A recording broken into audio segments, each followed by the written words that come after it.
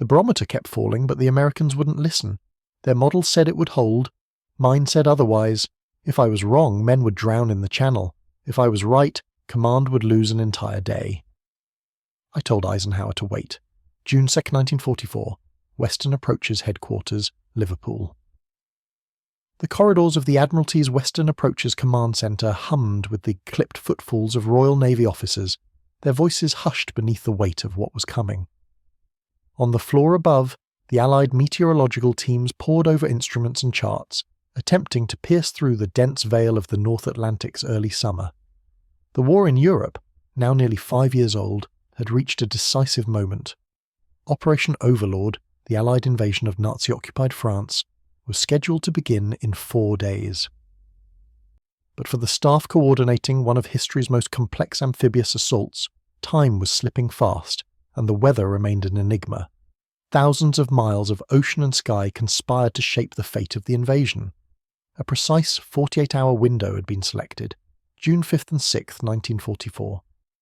These dates offered the narrow alignment of necessary conditions, moonlight, tide levels and daylight, required to support airborne and seaborne landings along Normandy's coast. Yet for all the military logistics and strategic planning, one critical factor remained largely beyond control: the weather. Among those charged with deciphering it was Group Captain James Martin Stagg, the chief meteorological officer for the Allied Expeditionary Force. A civilian scientist seconded into military service, Stagg was an expert in upper atmosphere physics, not originally trained in marine weather.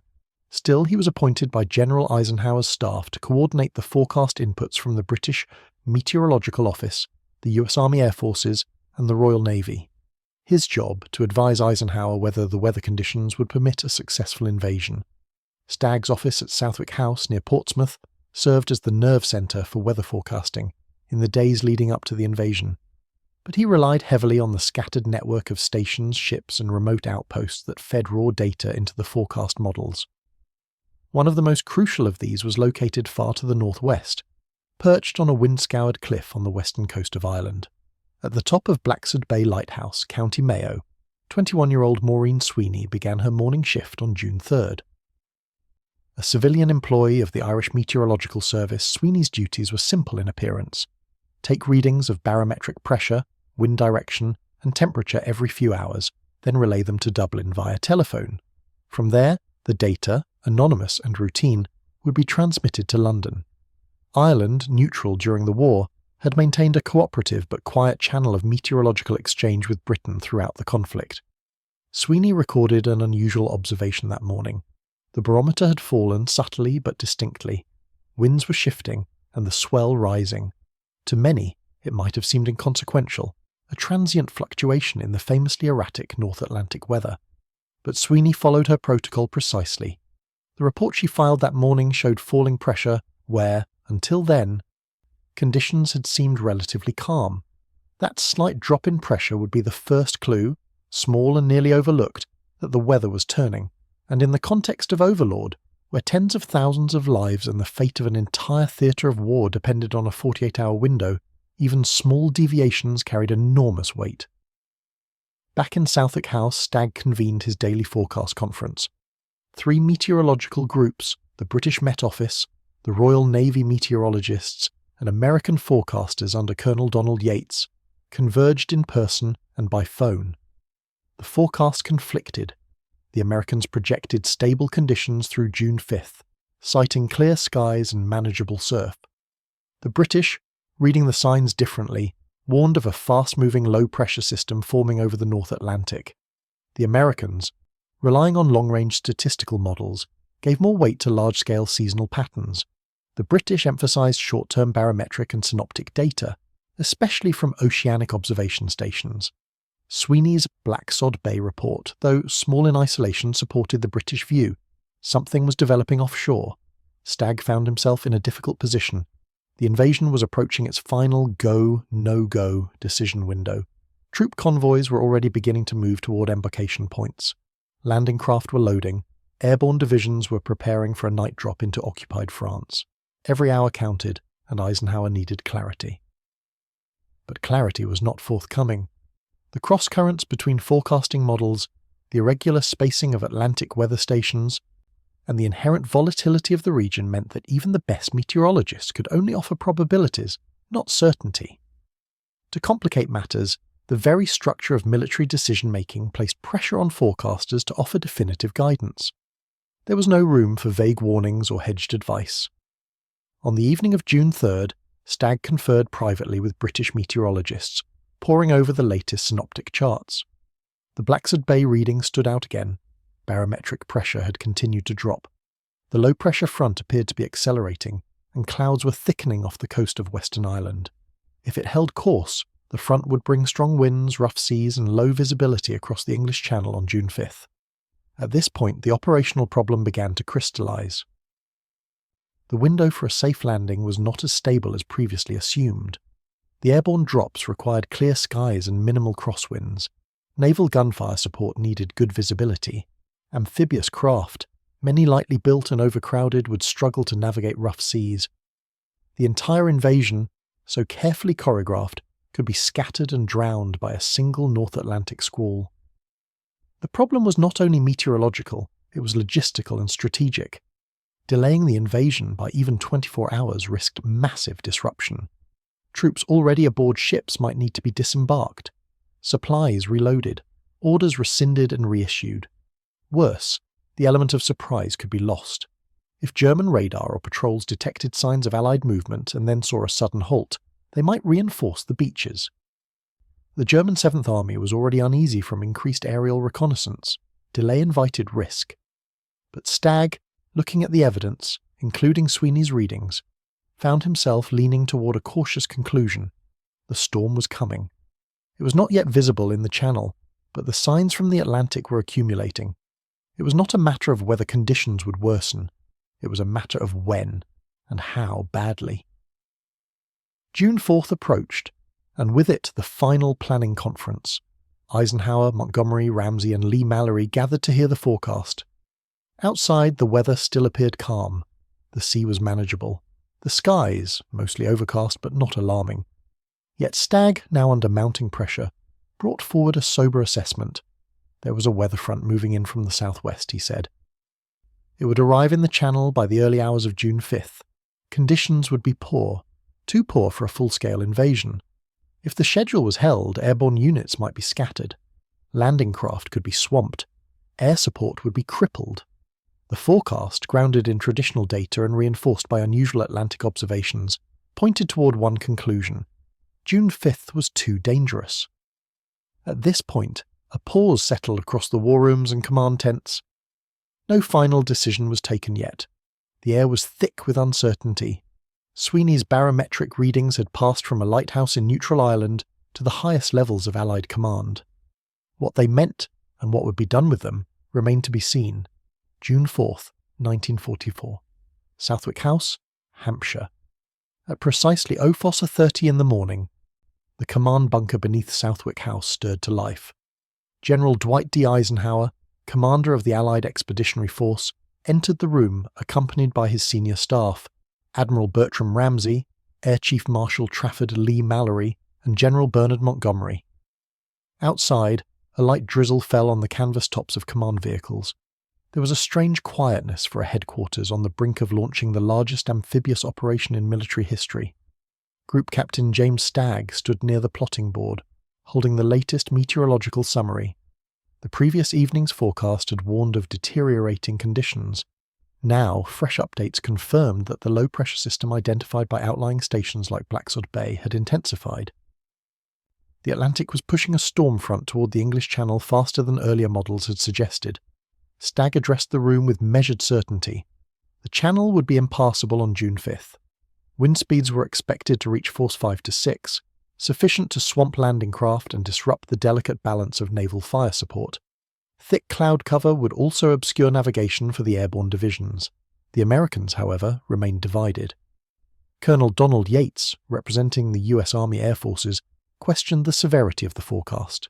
His team's models, drawn from upper atmosphere data over continental airfields, showed more moderate results.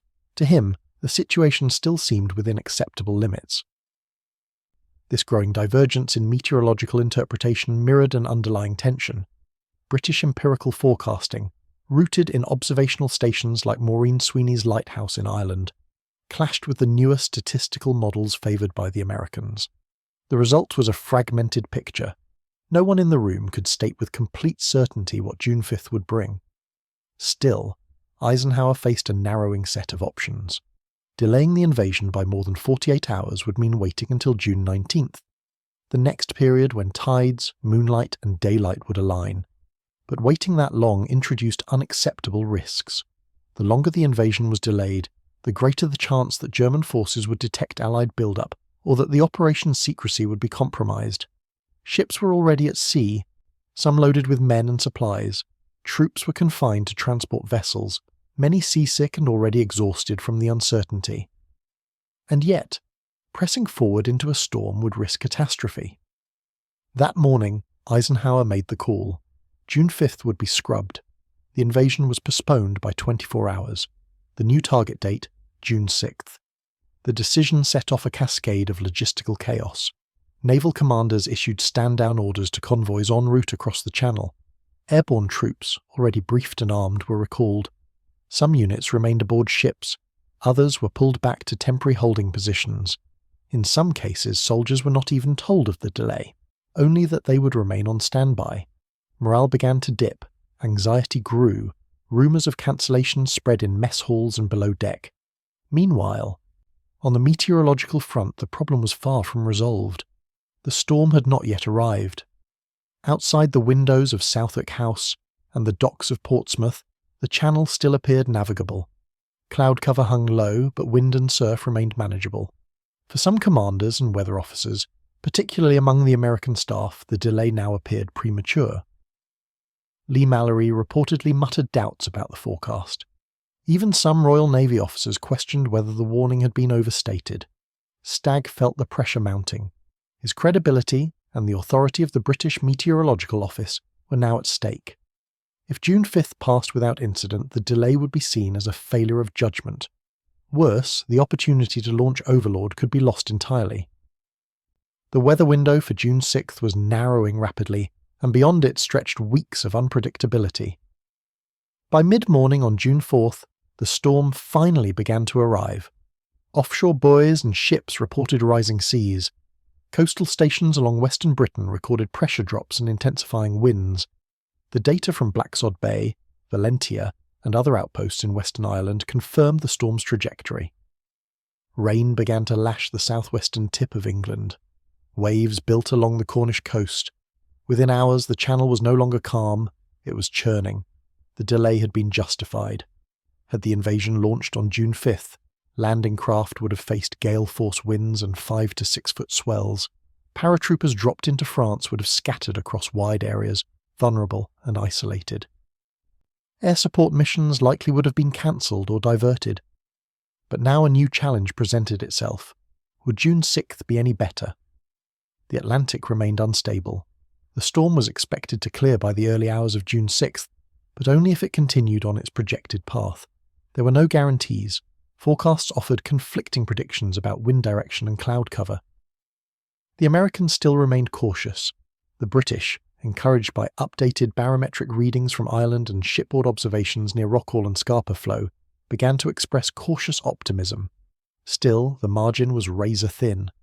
If conditions worsened again, or if the storm lingered, Overlord might need to be postponed indefinitely.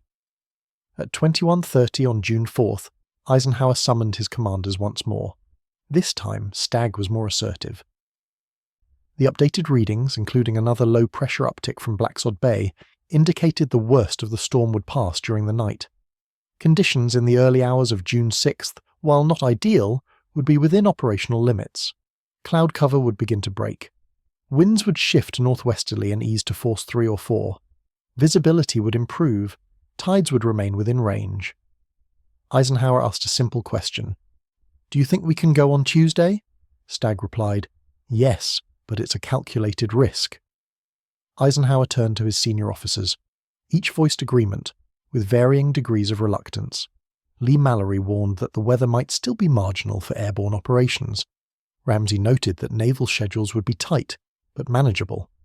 The room fell silent. Eisenhower stood up and walked briefly to a side table. He clasped his hands behind his back.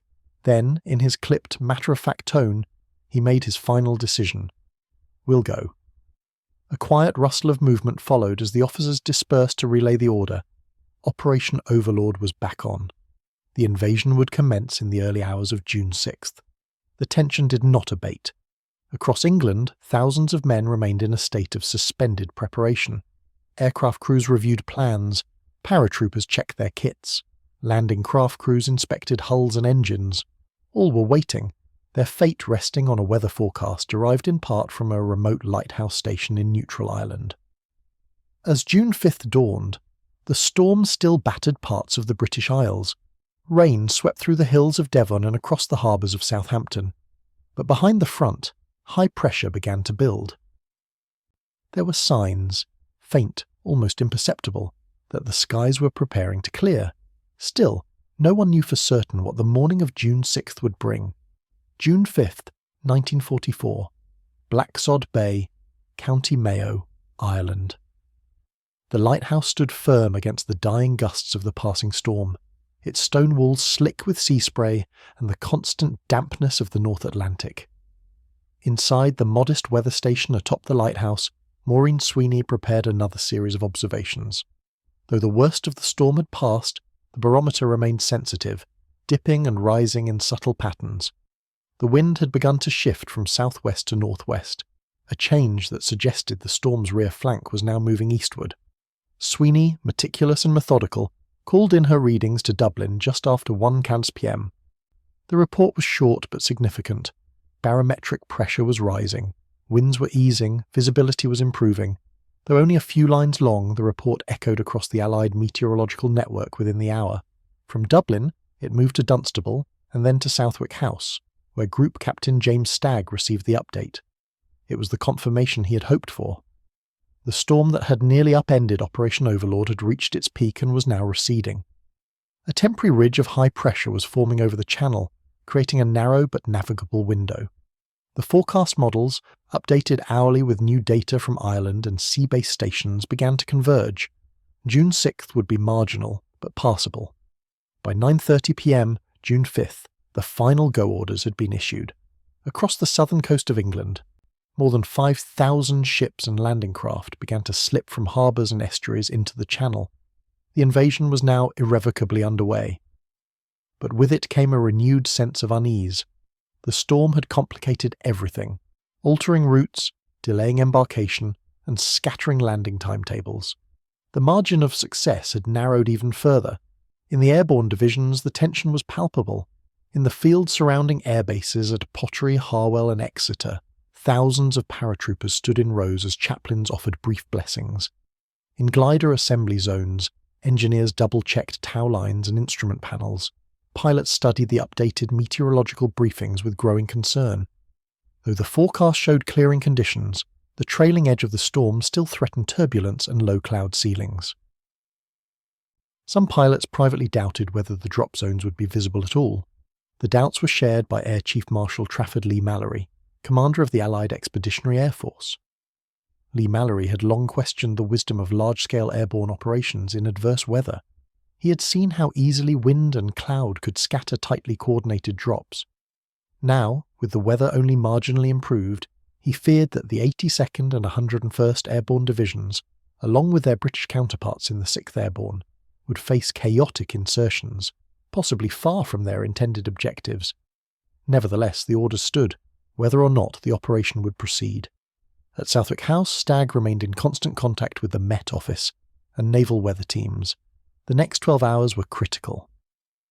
If the predicted improvements failed to materialise, if the cloud ceiling remained too low, or winds stayed strong, the invasion risked partial failure.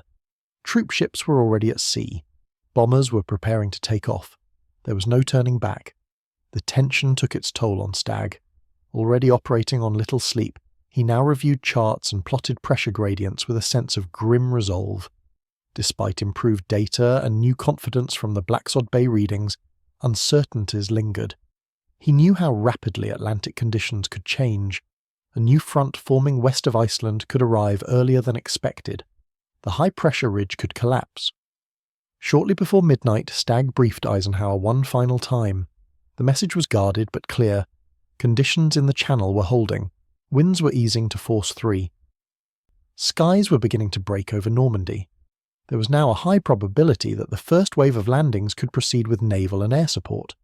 It would not be smooth, and airborne operations remained highly uncertain, but the alternative, postponing again and risking further deterioration or discovery, was no longer viable. Eisenhower nodded, thanked Stagg, and returned to his desk. There, in the quiet of the command room, he drafted a brief message to be read aloud in case the invasion failed. "If any blame or fault attaches to the attempt, it is mine alone." As the clock struck midnight, the first airborne aircraft took to the skies over southern England. Their engines roared into the dark, damp night, flying low over the Channel into an uncertain sky. The winds had not fully calmed, and patches of fog drifted across the sea.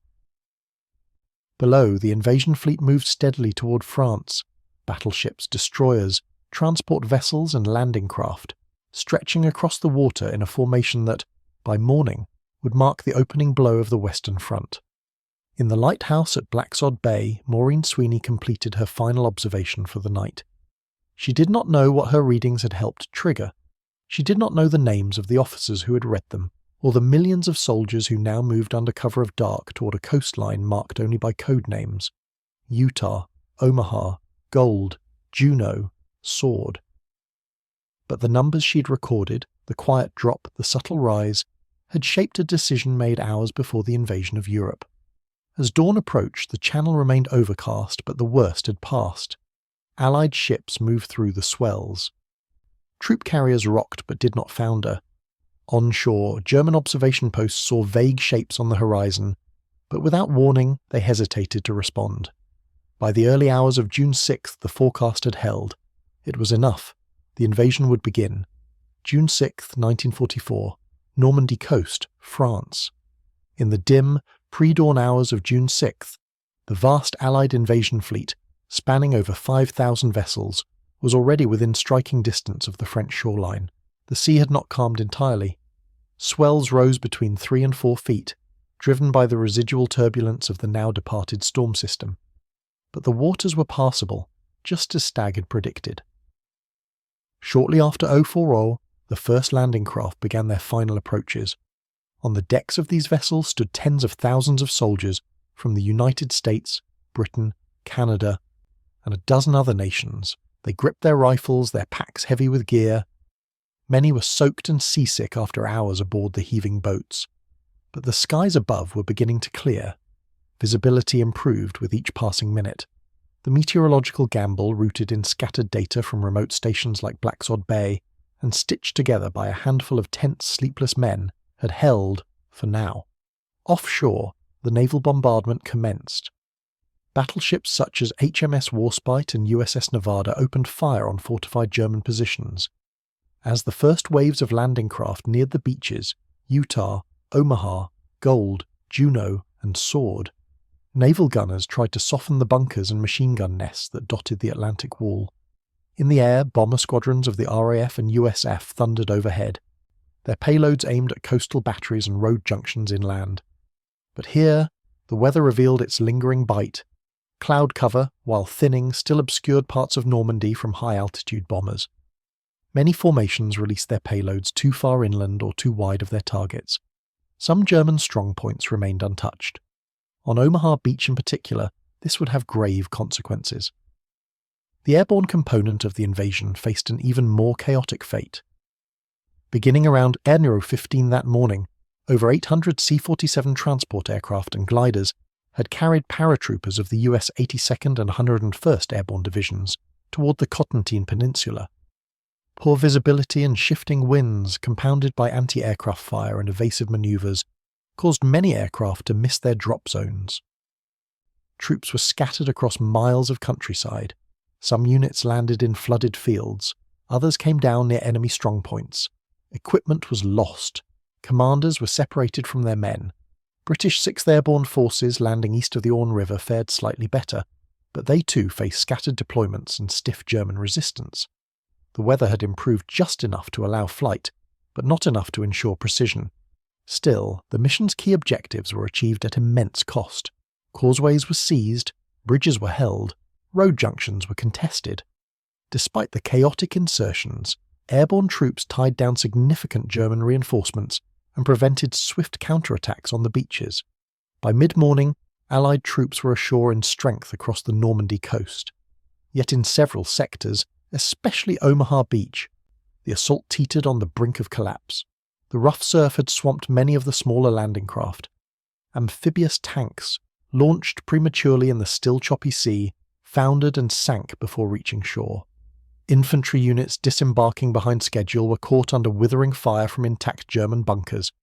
Entire companies were reduced to fragments within minutes.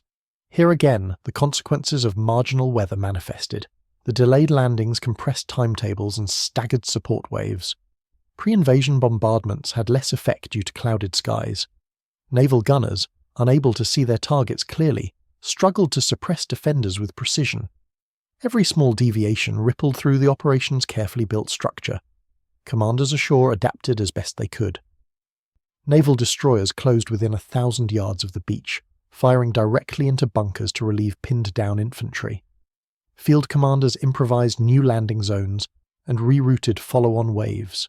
The battle became a test of endurance, initiative, and stubborn momentum. And slowly, by the afternoon of June 6th, the tide turned in favour of the Allies.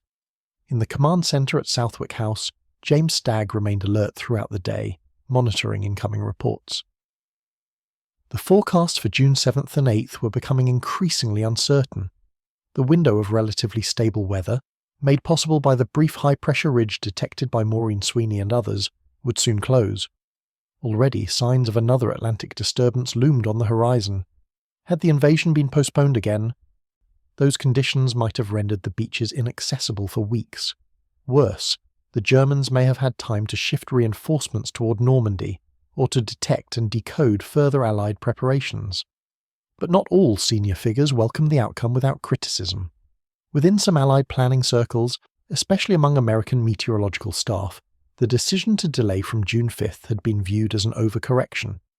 Colonel Yates, representing the USAF meteorological team, expressed continued doubts about the validity of the British-led forecast structure.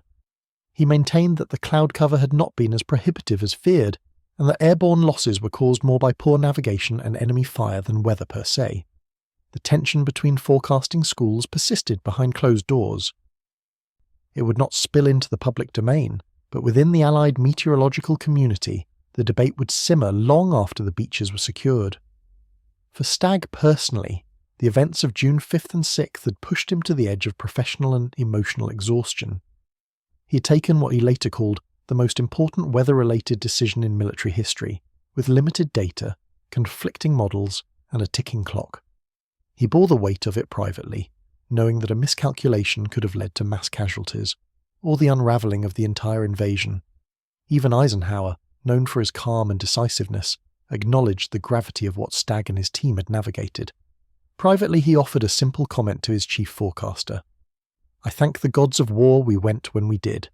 Still, the success of D-Day was not secured by weather alone. It was wrestled from the beaches by infantrymen and tank crews, glider pilots and sappers, naval officers and radio operators.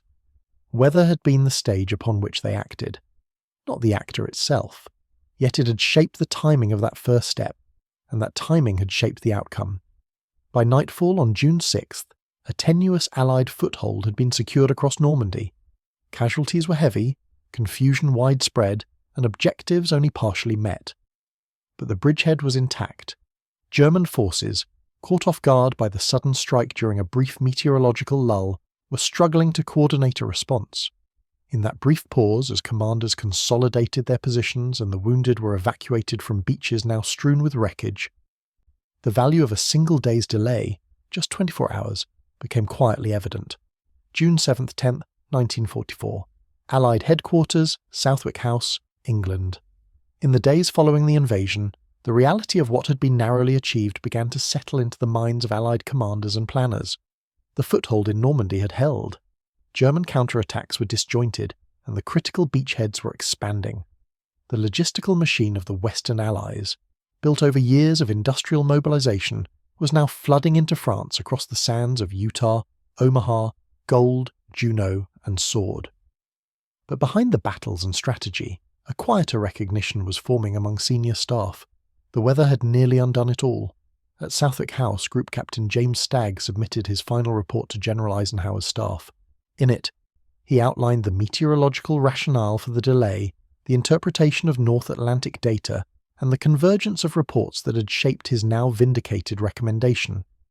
At the top of his report, he noted the source of one of the earliest indications of the incoming storm, a pressure reading from the western Irish coast. That reading, rising and falling at a time when most forecasts still leaned towards stability, had come from the small weather station at Blacksod Bay Lighthouse. There, on the remote edge of neutral Ireland, Maureen Sweeney and her colleagues continued their work without fanfare. The war, technically distant from Ireland's shores, had brushed up against them only through the cables and instruments of the weather station. Sweeney, just 21 years old at the time, would later recall her work as routine. She had not been told what her readings had influenced. In accordance with Irish neutrality, the importance of meteorological cooperation was kept discreet. But inside the Allied command structure, her data point had been recognised. In a private memorandum circulated within the British Meteorological Office later that year, the Blacksod Bay report of June 3 the 4th was formally noted as an early and significant indicator of barometric disturbance west of the British Isles. For Stagg and his forecasting team, it was one of several offshore stations that helped triangulate the decision to delay. No single reading had made the choice inevitable, but without the Irish data, the confidence in the incoming storm would have been weaker. As the war moved inland toward Caen, Saint-Lô, and eventually Paris, the story of the D-Day weather forecast faded from the public eye. Commanders gave speeches, victories were chronicled in newsreels, but the inner workings of how the invasion's timing was decided remained classified for years. After the war, Eisenhower wrote of the forecast team with deep respect. In his memoirs, he remarked on the tension of the June 4th meeting and the weight placed upon the judgment of a handful of meteorologists. He did not name Maureen Sweeney or the Blacksod Bay Station, but Stagg did. In later interviews, Stagg pointed to the essential role played by Atlantic coastal stations, especially those in Western Ireland. He praised their accuracy and their persistence, noting that readings from stations like Blacksod Bay had consistently matched the evolving picture of the storm system. In 2005, decades after the war, the Irish government formally recognised Maureen Sweeney's contribution to the D-Day forecast. She was honoured at a ceremony attended by military attachés from the United Kingdom and the United States. By then, the war had long passed into history. But the role of a young weather observer, taking hourly readings with pencil and paper in a windswept lighthouse, had become part of the broader story of Allied cooperation, even across the lines of neutrality. As for Stagg, he returned to civilian life after the war, eventually resuming his work as a scientist and atmospheric researcher. He rarely spoke of D-Day outside of professional settings, and when he did, he spoke modestly. In his mind, the success of the forecast had not rested on one person or one reading, but on the quiet coordination of dozens of meteorological voices, naval, civilian, American, British, and Irish, working under enormous pressure. He had made a decision based on the best evidence available. It had been, in his words, a decision of grave importance made under imperfect certainty. The institutions that had supported that decision, the British Met Office, the USF Weather Service, the Royal Navy's meteorological branch, continued their work in the post-war world. Their wartime collaboration helped shape the future of modern forecasting, pushing forward new methods in atmospheric modelling, data integration, and transnational cooperation. But for all the advancements, the lesson remained clear. Sometimes it is the quiet, easily overlooked voices that tip the balance, not with noise or spectacle, but with consistency, precision, and patience. Maureen Sweeney, with her barometer and her logbook, had been one such voice. Her forgotten weather report did not command ships or storm bunkers, but it helped avert disaster. It helped give the Allies the best possible chance. And for one pivotal day in June 1944, that was enough.